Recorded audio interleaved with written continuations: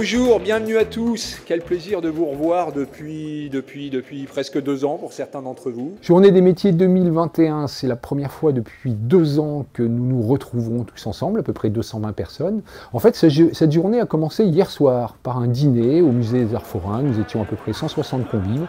L'objectif de ce dîner, c'était de la convivialité et permettre aux confrères, aux professionnels de se retrouver au sein de la filière. Yes.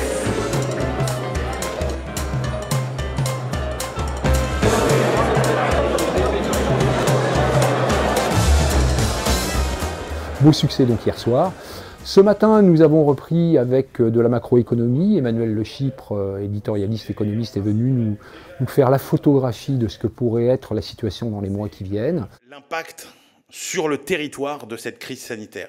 Et là encore, vous allez voir qu'il y avait des tendances extrêmement positives sur le développement des territoires et que cette crise, eh bien, elle va aussi dans le bon sens. Et le message peut-être, c'est que cette crise sanitaire, c'est un mal pour un bien. Le monde qui va émerger de la crise sanitaire n'est pas très différent du monde qu'on anticipait avant la crise sanitaire. Un monde où l'État intervient sans doute plus, un monde sans doute plus écologique, un monde dans lequel finalement on passe de l'économie de l'avoir plus à l'économie de l'être mieux. C'est vers ce monde-là qu'on va toujours, mais on y va à cause de la crise sanitaire et presque grâce à la crise sanitaire beaucoup plus vite. Je vais être un peu redondant là-dessus, mais c'est que l'activité routière est quand même très impactée par les commandes des collectivités. Nos confrères de la FNTP, la FFB nous ont décliné leurs prévisions et leurs estimations pour l'année passée et à venir. 2021, l'activité des travaux publics a rebondi de l'ordre de plus de 10%.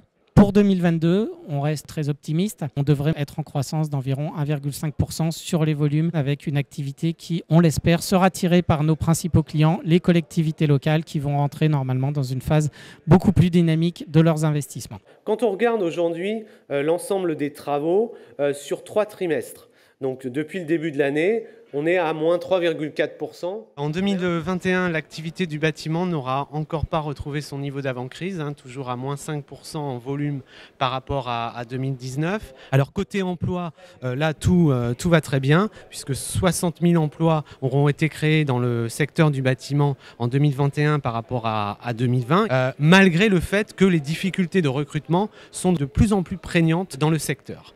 Après, l'autre difficulté, bien évidemment, ce sont les matériaux. Tensions d'approvisionnement qui perdurent et qui sont quand même à des niveaux élevés, qui contraignent du coup le niveau de production, et également les prix de production qui explosent. Donc Jean-Nicolas Lins, que je vais vous présenter, me faisait remarquer en tant que directeur des achats que nous avions une demi-heure de retard, mais que c'était habituel dans la location. Donc je vous laisse... Nous recevons le directeur des achats de Mathieu Barre qui vient nous parler de sa politique d'achat, de location, d'acquisition de matériel. On loue la quasi-intégralité de notre parc de matériel aujourd'hui. Alors évidemment, je ne parle pas des tunneliers ou des choses comme ça. En France en tout cas.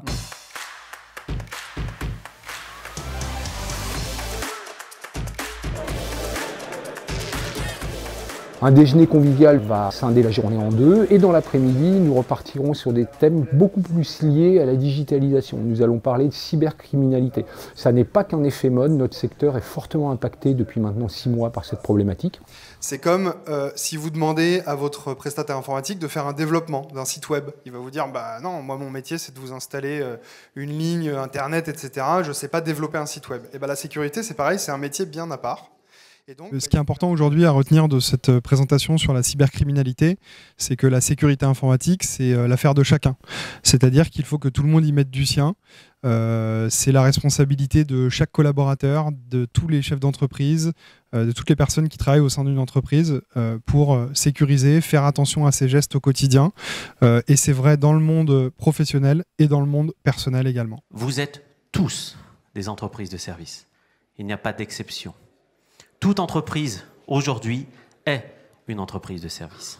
Nous allons aussi parler du service après-vente, comment faire un point de rentabilité pour l'entreprise. Le service du XXIe siècle, finalement, c'est d'abord une organisation centrée sur les usages des clients, savoir comment ils utilisent réellement les équipements qu'on leur met dans les mains, et 2, comment les outils digitaux, et notamment les outils des technologies 4.0, vont soutenir et permettre de développer la proposition de valeur. Donc d'abord, nous sommes dans la dernière ligne droite. Quoi qu'il arrive, nous sommes dans la dernière ligne droite. Nous finirons sur un dossier assez important pour DLR, la dématérialisation des documents, du bon de commande à la facture. C'est un dossier que mène DLR depuis 2 ans maintenant, et nous espérons que dans les prochains mois, il aboutira. Il sera présenté en conclusion de cette journée des métiers 2021. Si c'est go, j'en serais très heureux pour la profession, pour les clients, pour les loueurs. Nous avons publié 6 indices de prix publiés par l'INSEE qui viennent du domaine public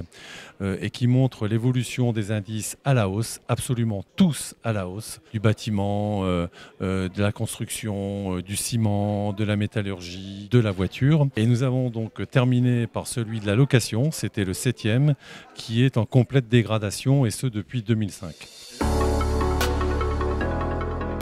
Merci encore à tous d'avoir été là. Je pense qu'on a eu en effet un paysage qui nous a été décrit de manière assez complète. Et comme je disais ce matin, on a quand même un certain nombre de challenges devant nous. Donc bon courage à tous. J'espère que cette journée des métiers aura été enrichissante pour vous. Je vous dis à bientôt, très vite, pour notre congrès qui aura lieu à Nantes fin mars, début avril, et qui devrait être une nouvelle occasion de se rassembler. Nous espérons que le contexte sanitaire nous permettra d'avoir une participation nombreuse. Et nous pourrons ensemble continuer à travailler et à réfléchir ensemble sur l'avenir de notre belle profession. Donc bon retour, bonne fête de fin d'année, faites attention à vous, portez le masque et puis vive le DLR et vive nos professions. Merci.